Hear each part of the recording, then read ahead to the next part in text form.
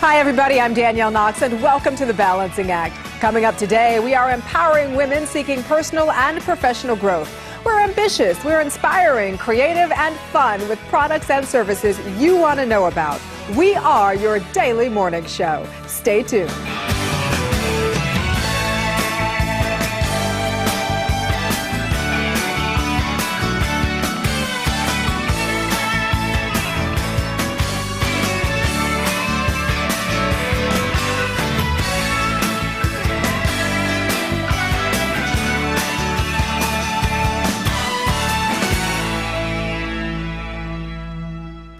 Well, do you know that there are more than 2 million American Indians and Alaska Natives living in the United States? Well, nearly half of this population are under the age of 25. Now, American youth of all backgrounds are confronted by a lot of challenges. We all know this. However, Native American youth show disproportionate statistics in health and poverty, alcohol and drug abuse, educational dropout rates, suicide, and really a lot of other areas. Oh, it's Catherine. amazing, It isn't really it, Danielle? Well, here to talk to us today about these issues and some solutions are Juanita Toledo from the Jemez, Pueblo, and Ryan Eduttle from the Kiowa Tribe. They are both here representing the United National Indian Tribal Youth Organization, also known as Unity. Welcome to you both. Thank you so much for being here. And, you know, Juanita, I want to start with you because as a young Native American woman, you know, you probably have your finger on the pulse of what a lot of the issues are that are facing Native American young people. Talk to me a little bit about that. Yeah, each year we do a survey amongst our affiliated youth councils, and you mentioned some of those problems that we face, and some of the ones that are also major concerns is cultural identity and preservation, sovereignty, and suicide is also another top issue. It's a big issue, really, truly is. Juanita, why do you think that the negative statistics are so pronounced today with the youth of Native America? I think historical trauma and unresolved grief is a major factor, and this is due to the loss of countless lives, land, and culture that were taken many years ago, and people trying to overcome those issues, and also cultural identity and who we are in this world today. A lot of people refer to it as we're trying to find the balance and walking in two worlds, in the native and non-native way of life. What, Ryan, can youth do to to turn the corner, to turn things around? We believe the most effective way to bring about lasting and positive change is to strengthen the capacity of our youth. They're our most powerful resource, and to have healthy and strong communities, the youth must be involved. That's true. Ryan, tell us a little bit more about Unity and what its mission is. Unity is a national Native American youth networking organization founded in the state of Oklahoma in 1976. Our mission is to foster the spiritual, mental, physical, and social development of American Indian youth and Alaska Native kids. You know, when you talk about a lot of the concerns, Juanita, that we discussed at the top, what is Unity doing to help address some of these concerns? We provide Native youth with a voice, not only at the local level, but at the state and national level. We introduce them to the federal government and the styles that are at work there. We have a national conference. That's our highlight, the annual National Unity Conference. How many kids do you get to turn out at the conference? This past summer we had over 1,000 attendees in Reno, Nevada. And so with all of this, obviously there are a lot of initiatives and goals you want to accomplish. Talk to me a little bit about that. Strengthening Native families is one of our initiatives. We believe that if you strengthen the families, then individuals themselves will be strengthened, which will strengthen the community, and eventually it'll strengthen our nation. Ryan, one last thing, basically, for those of us that want to get involved in this, how can we find out more information about Unity? The best way to do that would be to go to our website, UnityInc, that's INC.org. You can find out about the endowment to sustain the organization, as well as the National Native American Youth Leadership Center. Any way we can help, we're happy to do that. Yeah, keep up the good work. Absolutely. Thank you. Be sure and visit thebalancingact.com all through November and sign up for the Gift of Music giveaway. You could be one of the lucky 100 winners who will receive a Yamaha guitar or a keyboard. Take your pick and play.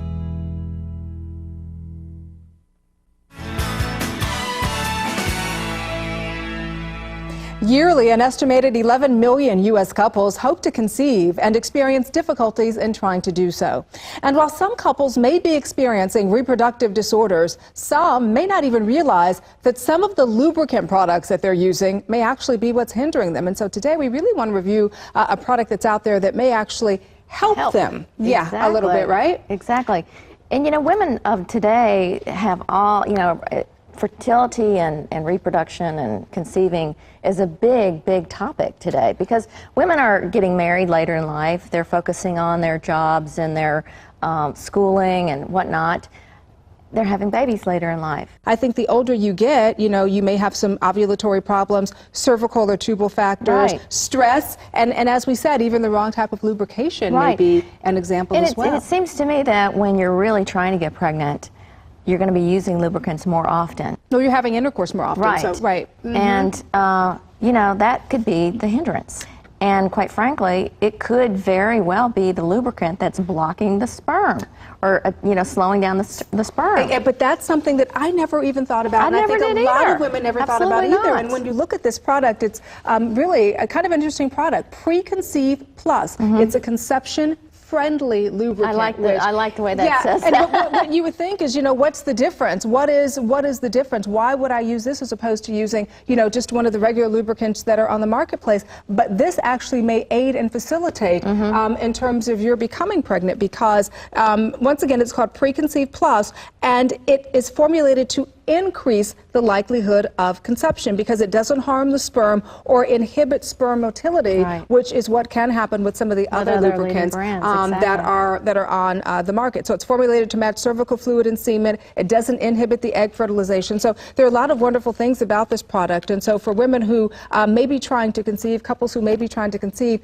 you know, this is not to say that you're going to get pregnant as soon as you use this, but obviously if you're having some trouble, this may be, change your lubricant. Absolutely. And so there may before you go out and spend all that money before that. But, you know, there's all kinds of other products I found interesting. The male fertility test. Now, let's face it, our guys are not the first ones to jump up on the bandwagon and say, it's not me, it's got to be you, it's got to be you. Right, that's true. So this is a really simple test that you can do at home to do your sperm count. I'm sure we piqued a lot of interest with this Preconceive Plus, don't you think, Kathy? Absolutely. And if our viewers want to find out more information about it, go to preconceiveplus.com. And by the way, it's over the counter and affordable. Oh, two great pluses. That's wonderful. In the U.S., more than 97% of plastics end up in landfills because we only recycle less than 3% of them. So, if it takes 1,000 years for a bag to decompose, what type of world are we leaving for our future generations? Rethink our future. Think green.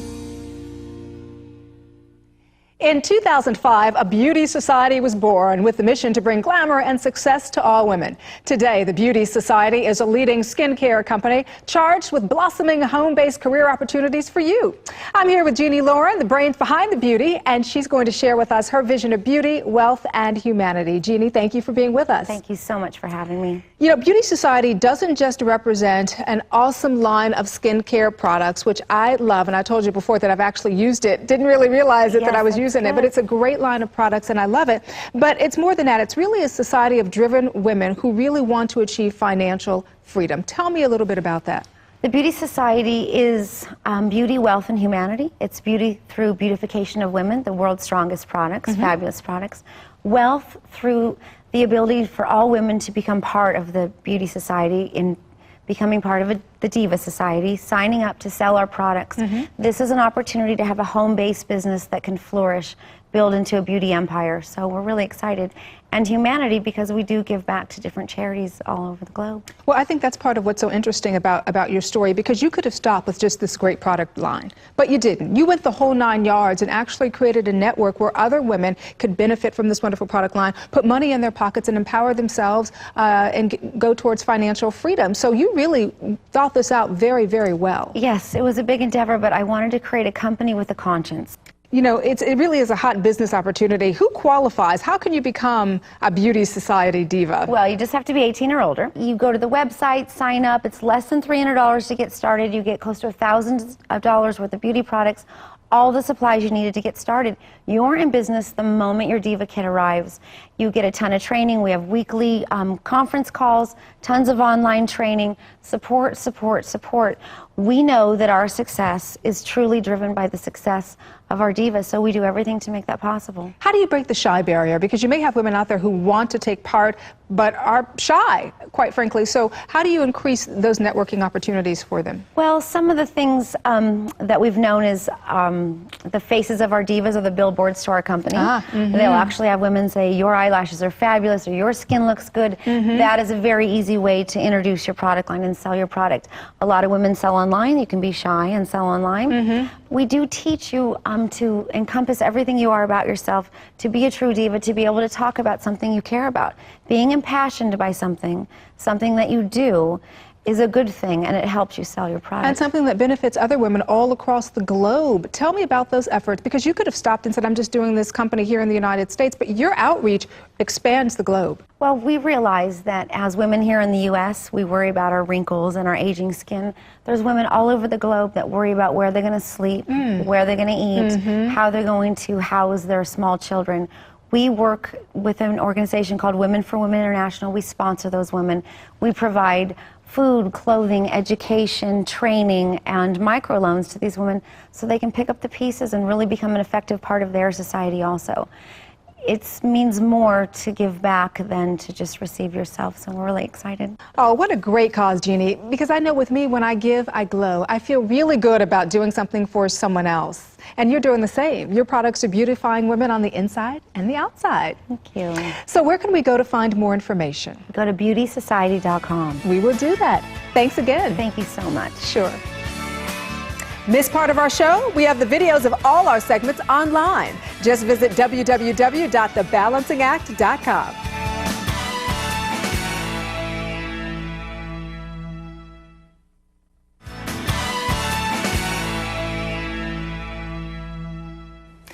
Well, here is a statistic that I really find very alarming. Listen to this. Nearly 11 million non-institutionalized older people live by themselves. Also, home care providers are not brought in for help until it's too late. For example, they've fallen or their medications have been mismanaged, resulting in an unplanned hospital stay. Here to talk with us about the crucial role of a caregiver is Leanne Reynolds, president of HomeWatch Caregivers. Leanne, welcome. Thank you for having me.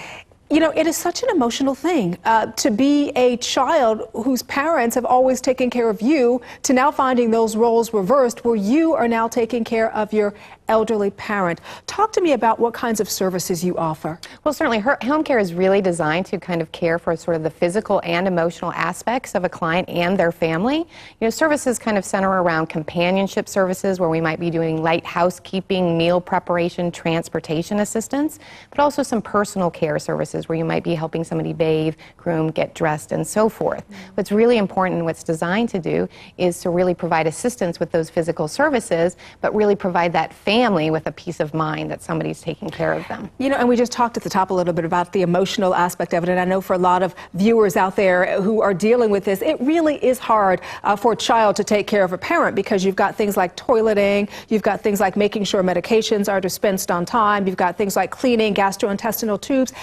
That must be just so difficult for a child to do this for their parent. Well, and that's really what we really want to do, is provide some assistance in that arena. We really want sons and daughters to be the sons and daughters, and we restore that relationship with their parents. So we're really encouraging them to provide or buy home care services, because we can provide that assistance. What is your screening process? HomeWatch Caregivers has actually been in business for 28 years, and one of the founding principles of the company that my father started was really bringing in good caregivers. We support them, we train them, we educate them, and part of that is certainly also making sure that we do a background check process on them. Do they have good character? Do they have good care expertise? And what does that background check say about that individual? And you don't just offer services for the elderly. That is correct. We certainly work with with people of all ages. Our goal is to be the premier provider of home care services to anybody who might need our services. So certainly we see a lot of folks who might be recovering or rehabilitating from surgeries or an unplanned hospital stay. Many of them are non-compliant when they get released from the hospital, so they get readmitted because they haven't followed their medication regime or with their physical exercises they're supposed to do. So we can really be brought in to make sure that that patient really stays in compliance. And getting back to the elderly here for a moment, if we could, statistically we know that the majority of children, adult children, don't live near their parents. And so how do you alleviate their concerns? And really, what is the process in terms of handling those kinds of cases? Well, certainly, you know, they say there's about 68% of adult children do not live in the same community as their parents. So at HomeWatch Caregivers, we really believe in what we call the client coordination process. That's making sure we stay on top of any medication changes, any changes in behavior or physical conditions of families, and we want to communicate that out to their loved ones, whether their loved ones are in that community that they live in or they are remote, which most of the time they are. What other kinds of services do you offer clients? We're very excited about an Alzheimer's program we have called Pathways to Memory. It's a custom designed program really to work with folks who are facing memory problems and trying to help them restore some pathways to memories they might have. And Leanne, where can we go for more information? HomeWatchCaregivers.com. All right. Thank you so much for being here with us this morning on The Balancing Act and really sharing this vital information that can make the lives of a lot of children caring for elderly parents a little better. Absolutely. Thanks We're here to again. help. Thank you. Keeping up with your parents' medical needs is vital. Mismanagement of medication could lead to hospitalization and continuing health problems. Make sure you have access to an expert who can monitor your parents' use of medication. Keep copies of all prescriptions and doctor's contacts. HomeWatch Caregivers can help you with all of this. Join our online community by logging on to thebalancingact.com and clicking on the Multiply banner. Interact with the show's producers, discuss features you've seen, and you'll have some great conversation starters.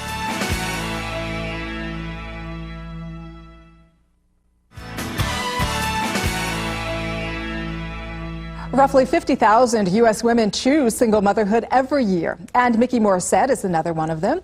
After giving birth to her daughter Sophia back in 1999, Mickey realized that though there were a huge number of unmarried women making the very same choice she did, remarkably little support and insight was available to them. So she wrote this book. It is called Choosing Single Motherhood, The Thinking Woman's Guide. Welcome, Mickey. We appreciate you being with us. Thank you. Why write the book? There is so much great information out there from the choice moms that went before. There are so many therapists and mental health counselors and child development experts that just needed to be pulled together, including choice kids themselves. There's kids now in their teens and their 20s who I just, as a journalist, wanted to talk to.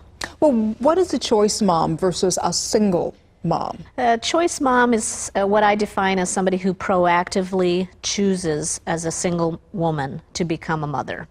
She specifically decides to adopt on her own, use a known donor, or use an anonymous donor for insemination. Now, what else is in this book that might be helpful to other women who have made this choice or may be considering making this choice? One of the biggest things is women need to find the support network of women who have been grieving the fact that they can't have the childhood dream.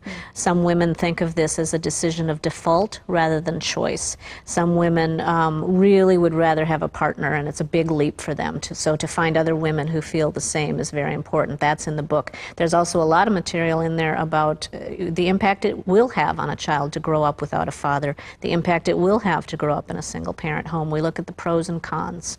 And then it also covers all the way up to the different methods and what you need to know about identity issues if you're using an anonymous donor, closed adoption.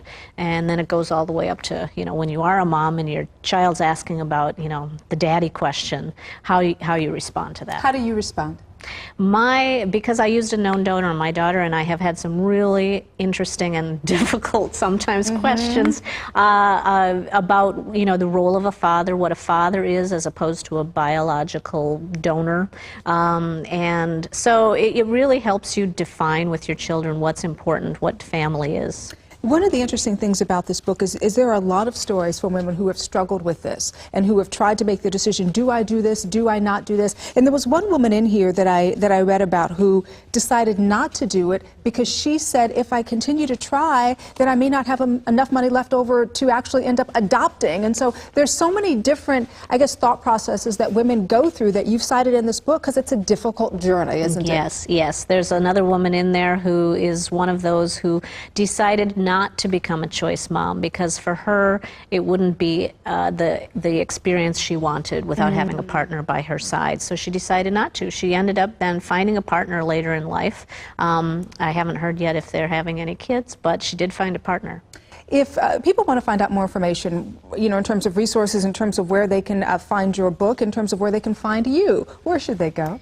The website I have is choicemoms.org, which has podcasts, it has blogs, it has, we're doing workshops now around the country, and there's a discussion board that now includes women in their late 20s who are starting to decide whether this is the right path. Yeah, they are becoming women. Younger, and there's also quite a few women who are with partners who don't want to have kids, and they're trying to decide whether to leave the relationship. All right, Mickey. Well, the book is called Choosing Single Motherhood, The Thinking Woman's Guide. Mickey Morissette, we appreciate you. Thank you. Thank you. Every time you have a major life change, make sure you update your key financial documents. Do you have enough life insurance? Is your will current? What about your durable power of attorney?